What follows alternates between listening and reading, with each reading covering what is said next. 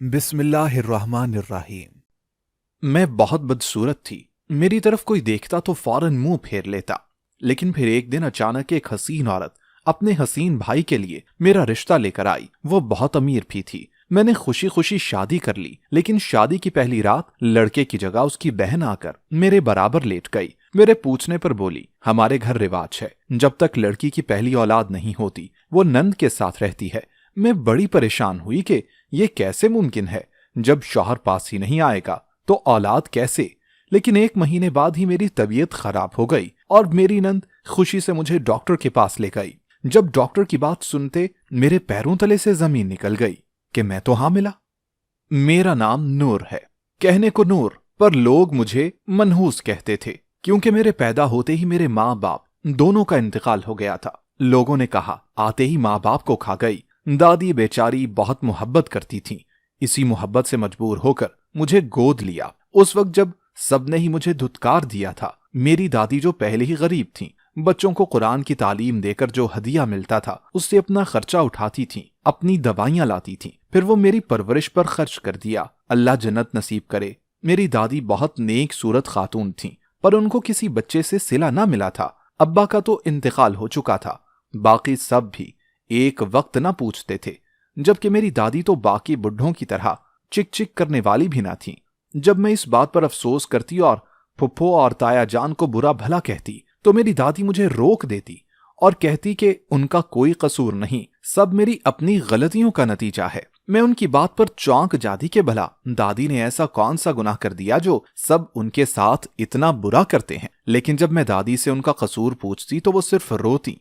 अगर कभी मेरी रात आंख खुलती तो मैं देखती कि मेरी दादी रोते हुए अल्लाह से मुआफियां मांग रही होती। उनकी मुआफी बजा थी। अल्लाह से हर लम्हा मुआफी मांगनी चाहिए, लेकिन वो एक मखसूस गुनाह के लिए अल्लाह से मुआफियां मांगती।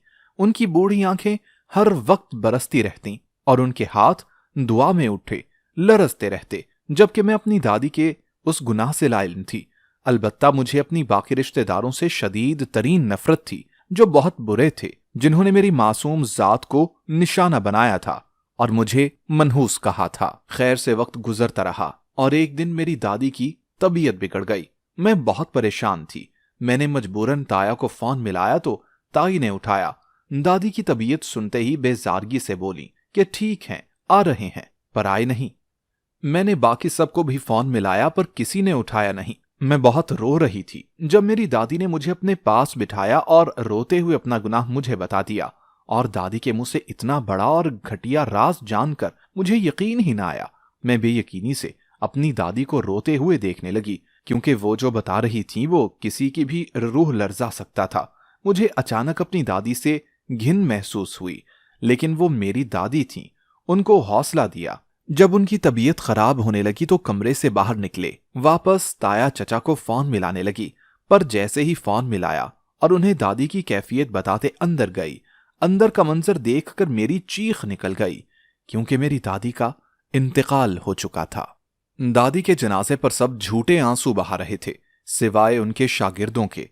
उसके बाद दादी की तदफीन हो गई, लेकिन कुछ लोगों ने कहा कि यह सब मेरी वजह से हुआ है। उन्होंने कहा कि मेरी मनहूसियत से मेरी दादी गुजर गई, जबकि वो तो बूढ़ी भी थी। दादी के इंतकाल के दूसरे दिन ही ताया ताई मुझे घर से निकालने लगे, जबकि दादी अपना घर मेरे नाम करके गई थी।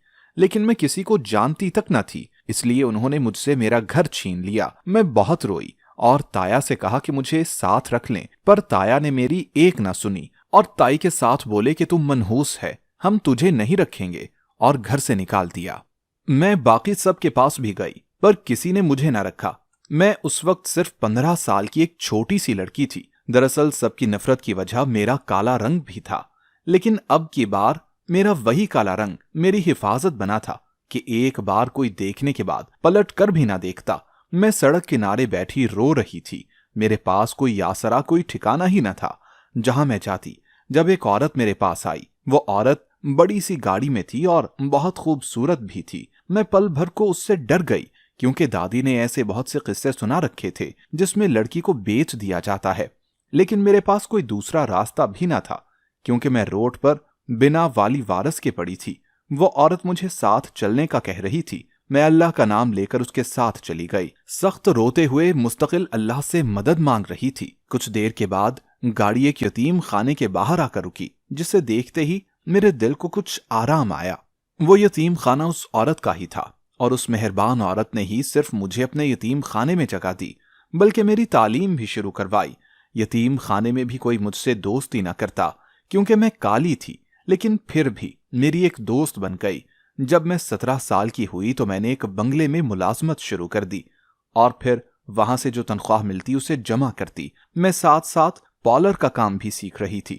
18 साल की हुई तो मैंने वो यतीम खाना छोड़ दिया और उसी बंगले में मुलाजमीन के साथ रहने लगी। इतने अरसे में मुझे जो याद रखना था वो मैं भूल चुकी थी। मैं अपनी दादी का बहुत बड़ा राज भूल चुकी थी। वक्त गुजरने के साथ साथ मैंने पॉलर का काम मुकम्मल सीख लिया और फिर एक छोटे से इलाके में छोटा सा पार्लर खोल लिया। मेरा पार्लर बहुत चलता था, क्योंकि मैं रंग गोरा करने की क्रीम भी बेचती थी और मेरी ज्यादातर आमदन उसी से होती थी। लेकिन इन सब में मेरी उम्र 40 साल हो चुकी थी। मेरी शादी भी ना हो पाई थी, क्योंकि कोई मुझसे शादी ही नहीं करना चाहता था। पहले तो सिर्फ रंग काला था, पर अब उम्र भी निकल चुकी थी। लोगों को गोरा करने की क्रीम देने के बावजूद मैंने कभी खुद पर क्रीम नहीं लगाई थी, क्योंकि मुझे खूबसूरत लोगों से चिढ़ हो गई थी। ऐसे ही वक्त गुजरता रहा, जब एक दिन एक काली औरत मेरे पास आई। उसका रंग बिल्कुल मेरी तरह काला था। वो औरत देखने में भी गरीब मालूम होती थी। उसके कपड़े भी जगह जगह से पैबंद लगे हुए पुराने थे। ऐसा मालूम होता कि जैसे भिखारी है।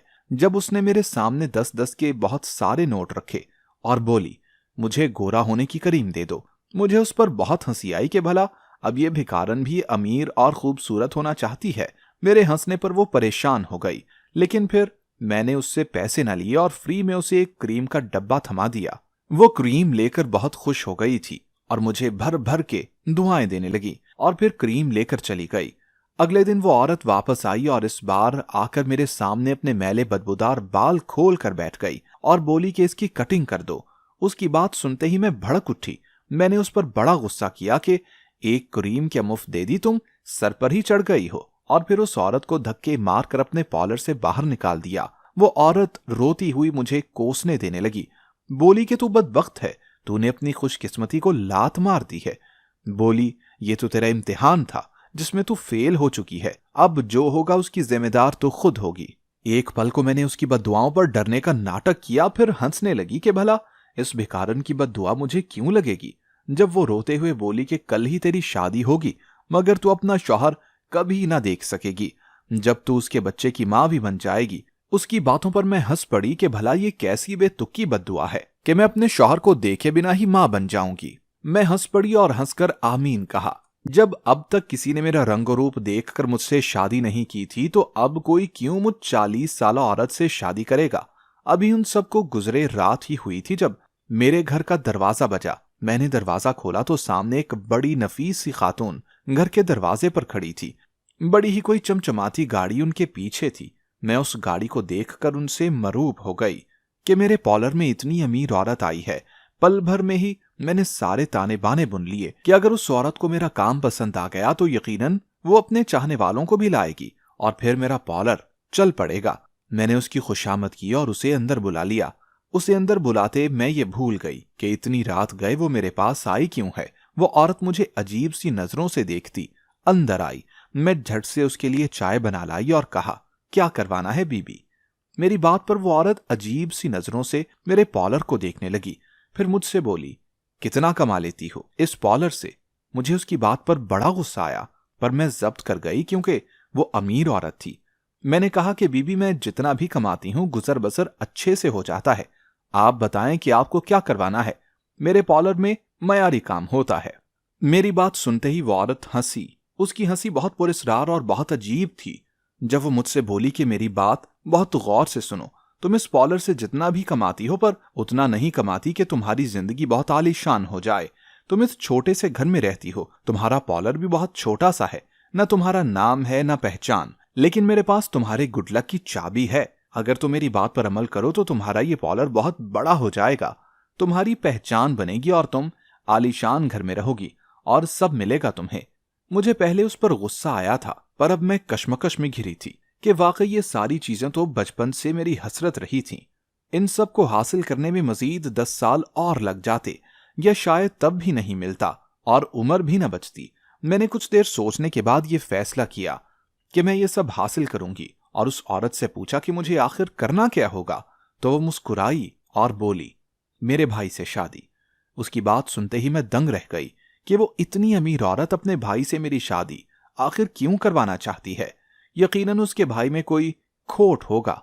उसकी बात सुनते ही मेरे माथे पर बल पड़े। तब वो बोली कि फिक्र मत करो, मेरे भाई में कोई बुराई या ऐब नहीं, वो बिल्कुल ठीक है। मैंने उससे पूछा, तो फिर आप उसकी शादी मुझ जैसी काली लड़की के साथ क्यों कर रही हैं और साथ साथ आप पैसे भी दे रही हैं? तब वो औरत बोली कि इसके पीछे एक राज है, वो मैं तुम्हें नहीं बता सकती, लेकिन उससे तुम्हारा कोई नुकसान नहीं होगा। मैं काफी देर सोचती रही। मुझे समझ नहीं आ रहा था कि मैं क्या करूं। कभी किसी ने शादी की नजर से मुझे देखा ही ना था, लेकिन अब मेरी शादी होगी तो ये सुनते ही मेरा दिल अचानक फिर से जिंदा होने लगा था कि मुझे भी एक सहारा मिलेगा। मैंने बहुत सोचने के बाद हां कर दी। जब उस औरत ने बोला कि निकाह कल ही होगा फोन पर और तुम रुखसत होकर हमारे साथ चलोगी, मैं मान गई। मैं बड़ी खुश थी। और फिर अगले ही दिन मैं दुल्हन बनी बैठी थी। मैं बड़ी हैरान थी। मुझे उस फकीरनी की बद्दुआ पर बड़ा अजीब सा लग रहा था कि उसने कल बद्दुआ दी और उसकी बद्दुआ आज सच साबित हुई। मेरी आज ही शादी हो गई। मैं बड़ा हंसी कि उस फकीरनी को पता ही ना था कि वो बद्दुआ नहीं बल्कि दुआ देकर गई थी। लेकिन मैं उसकी आधी और बुरी बद्दुआ तो भूल ही गई थी कि मैं अपने शौहर को कभी ना देख सकूंगी। मैं रुखसत हो गई। रुखसत होकर ससुराल गई तो मेरी नंद ने मुझे एक आलीशान कमरे में बिठा दिया और मुझसे बातें करने लगी। कुछ देर के बाद वो वॉशरूम चली गई और फ्रेश होकर मेरे बराबर में लेट गई। मैं उसे हैरत से देखने लगी। जब मेरी नंद ने मुझसे कहा कि तुम भी फ्रेश होकर लेट जाओ, मैंने बेयकीनी से उसे देखा और कहा कि आपके भाई नहीं आएंगे। तब वो मुस्कुराई और मुझसे बोली कि हमारे खानदान में रिवाज है कि जब तक पहली औलाद नहीं हो जाती, लड़की अपनी नंद के साथ ही रहती है। उसकी बात सुनते ही मैं बुरी तरह से ठटक गई कि ये बात आखिर कैसे मुमकिन है। जब मेरी नंद बोली कि परेशान मत हो, ये हमारा बहुत पुराना रिवाज है। मैंने अपनी नंद से कहा कि अगर शौहर के साथ रहूंगी ही नहीं तो औलाद कैसे होगी। मेरी बात पर नंद बोली कि औलाद तो अल्लाह की देन है, हो जाएगी। और फिर मेरी एक ना सुनी। मैं बड़ी परेशान थी लेकिन मजबूर थी। अगले दिन मेरी नंद ने मुझे खुशी से बहुत सारे पैसे दिए और फिर मैं अपनी नंद के साथ ही रहने लगी। मेरी ना ही मेरे शौहर से मुलाकात हुई, ना ही मैंने उसे देखा। वादे के मुताबिक मेरी नंद ने मेरा बड़ा सा पॉलर खुलवा दिया, मुझे गाड़ी लेकर दी। मैं बड़ी खुश थी लेकिन परेशान भी। दिन तेजी से गुजरने लगे थे। मेरी नंद ने मुझे गोरा करने के इंजेक्शन लगवाए कि मैं उसे काली अच्छी नहीं लगती। मेरी नंद मेरे कपड़े अपनी पसंद के लेकर आती, मुझे अपनी मर्जी से तैयार करती। मुझे अपनी नंद की हरकतें बहुत अजीब सी लगती थीं। वो रात खाना भी मेरे साथ मेरे कमरे में खाती और खाने के फौरन बाद ही मुझे नींद आ जाती। दिन ऐसे ही गुजरने लगे जब एक दिन मेरा सर बुरी तरह से चकराया। मेरी नंद परेशान हो गई और मुझे फौरन डॉक्टर के पास लेकर गई। और फिर जो डॉक्टर ने बताया उसे सुनते ही मेरे पैरों तले से जमीन निकल गई।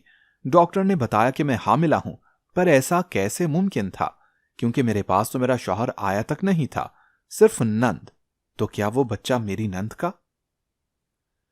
ये सोचते ही मेरी रूह लरस गई। मुझे अपनी नंद से नफरत होने लगी। जबकि बच्चे की खबर सुनकर मेरी नंद बहुत ज्यादा खुश थी। लेकिन मैंने उसे सख्ती से मना कर दिया कि अगर आपके घर में यह रिवाज है कि पहली औलाद तक औरत शौहर के पास नहीं जाती तो मैं नहीं जाऊंगी, लेकिन आपके साथ भी नहीं रहूंगी। मेरी बात सुनते ही मेरी नंद का रंग जैसे बदल गया।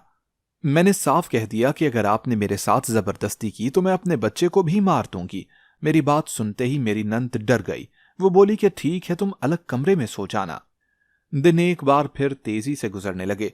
मैं गुमसुम रहने लगी थी। मेरे पेट में बच्चा पल रहा था और मुझे ये तक मालूम न था कि उसका बाप कौन है। मैं दुखी रहने लगी थी जब अचानक मुझे वो फकीरनी याद आई जिसने मुझे ये बद्दुआ दी थी। मैं डर गई। अब मुझे ये समझ आ रहा था कि ये सब मेरे साथ उस फकीरनी की बद्दुआ से हो रहा था जिसे मैंने हकारत से धक्के मारकर अपने पॉलर से निकाल दिया था। मुझे बहुत रोना आया। साथ ही अपनी दादी का वो राज याद आ गया। मैं बुरी तरह से बेचैन हो गई। मुझे जल्द अज जल्द उस फकीरनी को ढूंढना था ताकि वो फकीरनी अपनी बद्दुआ को वापस ले सके। मैंने उस फकीरनी को ढूंढना शुरू कर दिया, लेकिन वो फकीरनी मुझे कहीं भी ना मिली। मुझे हामिला हुए 4 महीने हो गए थे। अब तो गुर्बत के साथ मेरा अपना हुलिया बदल चुका था, मेरा रंग साफ हो चुका था, मेरा रहन सहन कपड़े सब बदल चुके थे, लेकिन मेरी जिंदगी में खुशियां नहीं थीं। मैंने उस फकीरनी को उसकी गुर्बत देखकर धुतकारा था, और आज अल्लाह ने मुझे दौलत इज्जत सब दे दी थी, लेकिन उस फकीरनी की बद्दुआ सब बर्बाद कर गई थी। जब एक दिन मैं अपने पुराने मोहल्ले जा रही थी ताकि उस फकीरनी को ढूंढ सकूं, और आज मेरी उम्मीद बराई जब वो फकीरनी मुझे एक गली में बैठी नजर आई। मैंने उसके पास जाकर गाड़ी रुकवाई और अपनी चमचमाती गाड़ी से नीचे उतर आई। वो फकीरनी मुझे हैरत से देखने लगी। वो मुझे पहचानी नहीं थी, क्योंकि मैं तो पूरी बदल चुकी थी। मैंने उस फकीरनी के आगे हाथ जोड़ दिए और उससे मुआफी मांगने लगी। वो फकीरनी मुझे पहचानी नहीं थी। जब मैंने उसे सब याद दिलाया तो उसकी आंखें नम हो गईं। वो बोली कि तुमने अल्लाह के वली का दिल दुखाया था। मेरी दुआएं बहुत लगती हैं और बद्दुआएं भी। जब तुमने मुझे रंग गोरा करने की करीम दी थी तो मैंने दिल से तुम्हारी तरक्की और खुशियों की दुआ की थी, लेकिन जब तुमने मुझे धुतकारा तो मेरे दिल से आह निकली थी कि अल्लाह तुम्हें बहुत नवाजे, लेकिन तुम खुश न रहो। वो फकीरनी ये बताते हुए रोने लगी थी, जबकि मेरा दिल फटने लगा था।